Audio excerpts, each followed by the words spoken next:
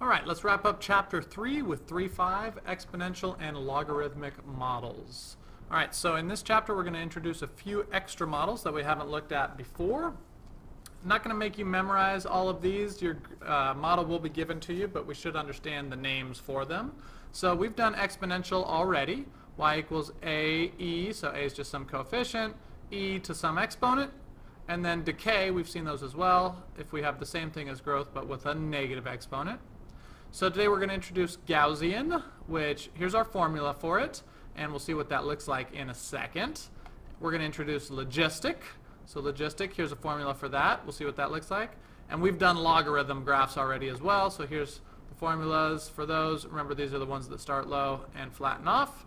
And so take a look at what we've got here. So here's exponential growth taking off. Remember, we always cross at 0, 1, have an asymptote at y equals 0. Exponential decay, same thing, but coming in for a landing. Here's our new one, Gaussian. So if you're familiar at all with bell curves, any kind of statistical modeling, this is what we have going on here, right? So half of our curve is to the right, and half of our curve is to the left of our y-axis here. It's going to be a nice little curved bell. All right, and then we have the logistic model. A logistic growth model is going to start flat, kind of like an exponential, and then take off like an exponential, but at some point it hits a point where it can't grow anymore and it's going to flatten out again, flatten out, and then it's going to hit an upper asymptote. So for logistic, it's got a lower asymptote and an upper asymptote. Okay, two places it won't cross. And then we've seen our logarithmic models here. So here's natural log and here's the common log. All right, so we need to be able to use all of these. And let's take a look at some problems here. So estimates of the amounts in billions for U.S. online advertising are given here. And we have an exponential growth model. It's graphed here. We think that if this keeps going, it's going to go up and up, steeper and steeper exponentially. And they've given us the equation already here. So what we want to do is compare the values given by the model with the estimates shown in the table. And according to this model, when will the amount of U.S. online advertising spending reach 40 billion?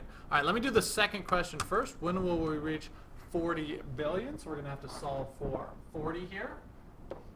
For S. 40 equals, I'm just plugging into this formula, 10.33 e to the 0.1022 t. So we'll divide by the 10.33, and from here on out, let me go into the calculator because we're going to start getting some decimals. So 40 divided by 10.33 gives us 3.87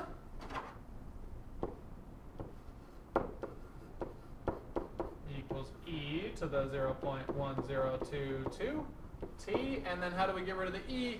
Throw a natural log in front of it. So those will cancel. And what's the natural log of 3.87? Natural log. Oh, on this one I can't go grab the answers. Oh, maybe I can do it this way. Haven't done this before. Natural log of our answer is 1.35. Let me make sure that that is right. Just checking my calculator.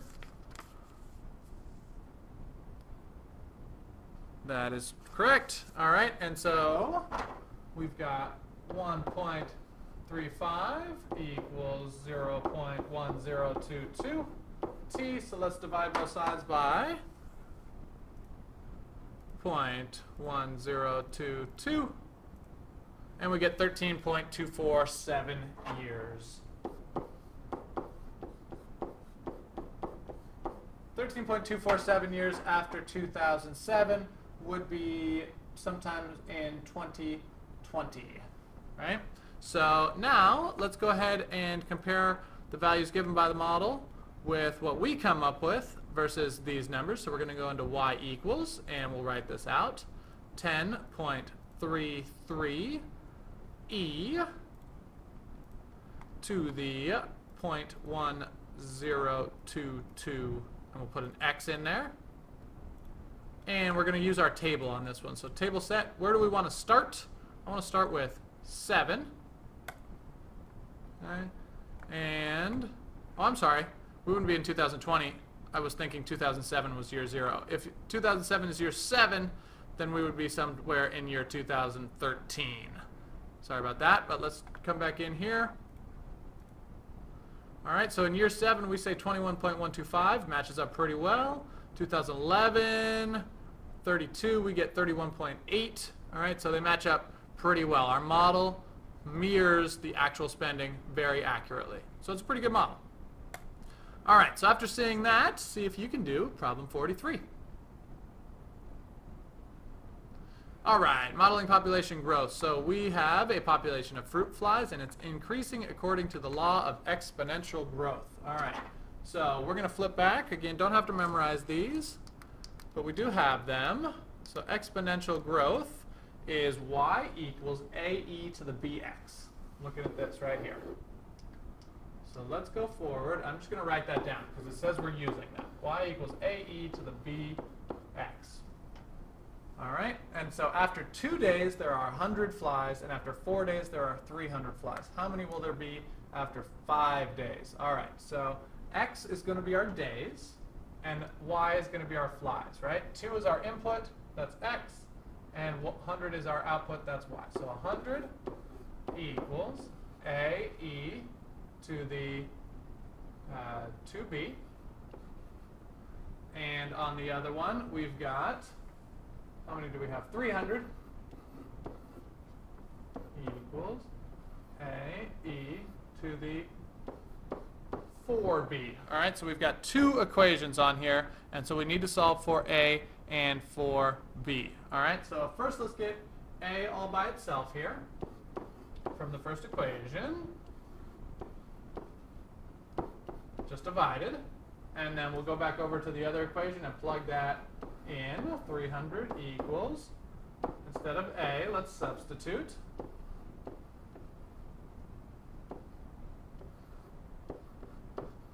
All right, so rules of exponents, we've got, this is going to be over 1, right? So now what do we get to do? We get to subtract these straight down. So we're going to have 300 equals 100. 4b minus 2b is e to the 2b. And so now we're ready to solve this thing. Divide them by 100. We've got 3 equals e to the 2b. How do we get rid of e? Do natural log. And so the natural log of 3 to the calculator. Actually, you know what? Let's get e all by itself first. So we've got natural log of 3 equals 2b, and we'll divide it by 2, and we'll put the whole thing into the calculator. So natural log of 3 divided by 2.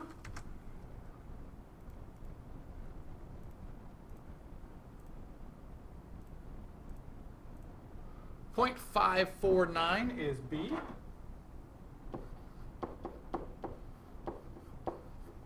All right, so let's go back over here. And so once we know b, right, now we can go back in and figure out a, because we have a right here. So a is going to be 100 divided by e to the 2.549.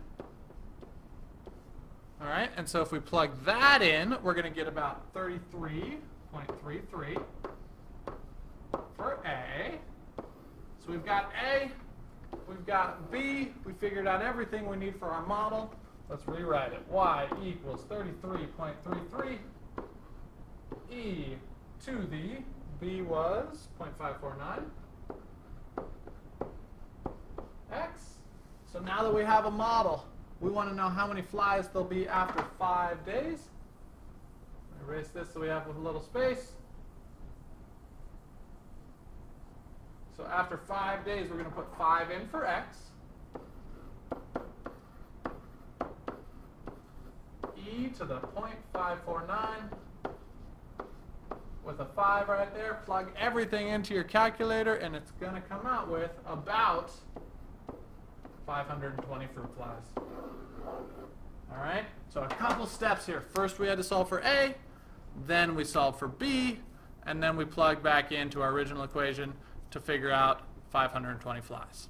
All right, so a few steps on this one, but follow it step by step, and I think you can do this.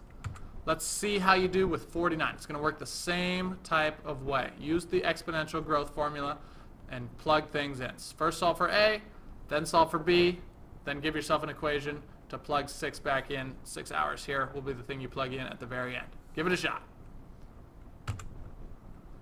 Alright, so in this problem, here's a formula for carbon decay. Alright, so I'll read this. In living organic material, the ratio of the number of radioactive carbon isotopes, carbon-14, the ratio of that to the number of non-radioactive carbon isotopes, which is carbon-12, is about 1 to 10 to the 12th. So here we go, right there's our ratio, 1 over 10 to the 12th. When organic material dies, its carbon-12 content remains fixed, whereas its radioactive carbon-14 begins to decay with a half-life of about 5,700 years. To estimate the age of the dead organic material, we use the following formula here. All right, so this is the ratio of carbon-14 to carbon-12. That's our R. All right, so we're going to go ahead and use that to figure out the age of a newly fossilized fossil in which the ratio is this.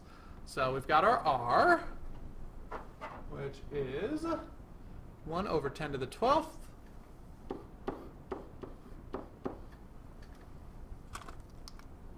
E to the negative t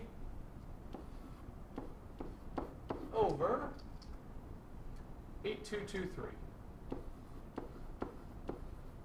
equals, and they tell us what it equals, 1 over 10 to the 13th.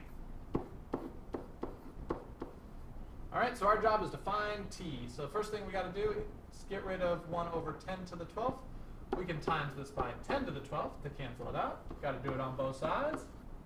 So we'll end up with e to the negative t over 8223 equals 1 over 10 to the first. Okay? So now we need to natural log. So we're going to end up with negative t over 8223 equals the natural log. I'm going to just write this as 0.1 just for space. Let's times it by 8223 and a negative as well. So we'll have negative 8223 natural log of 0.1 is t. At this point we go to the calculator. Negative 8223 times the natural log of 0.1. And what did I write wrong? Aha. Had the 8 in front of it. Negative 8223 natural log of 0.1. So 18,934 years, okay, is how old this fossil would be. Use the same logic, same steps, see if you can do 51. Alright, so now we'll take a look at some Gaussian models. Okay, so we have this formula here creates, so we're going to use this in probability and statistics to represent populations that are normally distributed. What that means is that there's just as many people to the left of the halfway point as to the right of the halfway point. Okay, so the average is going to be right in the middle. Okay, so we're going to try to graph it, and then we're going to use it on these. Remember, the average value is the maximum value right in the middle. Okay, so here's our equation. We're going to graph it, and then we're going to find the average. So let's go to the graphing calculator and graph this thing. Y equals 0.0034e to the negative, another parentheses, and I'm going to do 2 parentheses here.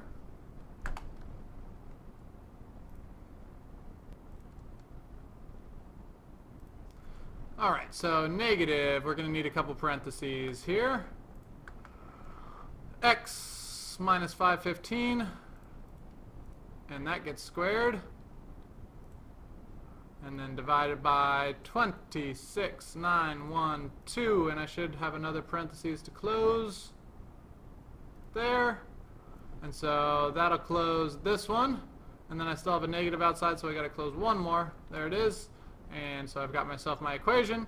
Let's go ahead and graph this thing. We know right away what the x mins and x maxes are. So let's go set our window range up.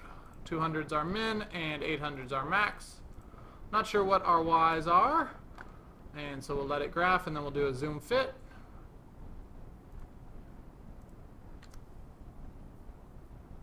And hopefully it's a nice bell curve. Look at that.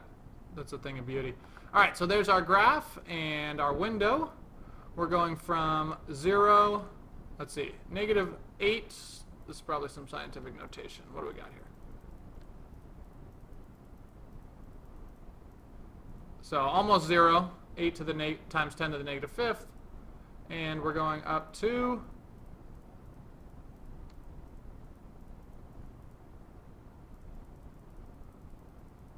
just about 1. Okay. All right, so let's go back in there and find our max. Go back into our graph. All right, so our maximum point here, we're going to find our max with our calc. Second, calc. Find our maximum. We're going to go a little to the left. We're going to go a little to the right.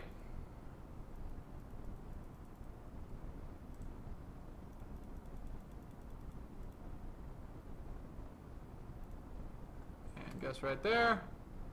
And there we go. So this is the maximum is 0.0034, and these are percentages, so that's fine. And the maximum number will be 514.99, so 515 would be our average. All right, so you guys are up. Try 57 using the same thinking. Okay, let's take a look at logistic growth models. So here's our formula, and we're going to have a curve that starts low, finishes flat, but is steep in the middle. And so we have a formula here for the infection rate of a virus, a flu virus going onto a college campus. So how many students are infected after 5 days?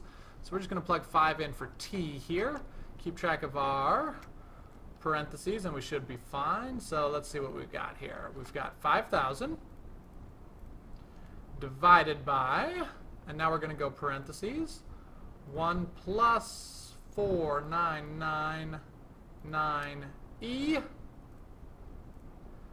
to the -0.8 times, and we know that in this problem 5 is our answer. And so we got to close parentheses here. We got to close our parentheses one more time right there. And so 54 students are going to be infected after 5 days. How many days will it take the college to cancel the classes, though? So that's a different question here. Let's go ahead and set this up. So 40%, once we hit 40% infected, we close classes. So we need 40% of 5,000. So 0.4 of 5,000. Let's see, 4 times 5 is 20. So we're going to have 2,000. So once we hit 2,000, we've got to shut things down. So how long will it take to get to 2,000? Well, we'll set it up like this. 1 plus 4999 e to the -0.8t. All right, so we're going to multiply so we don't have a fraction anymore. No decimal, 4999 e to the -0.8t will equal 5,000.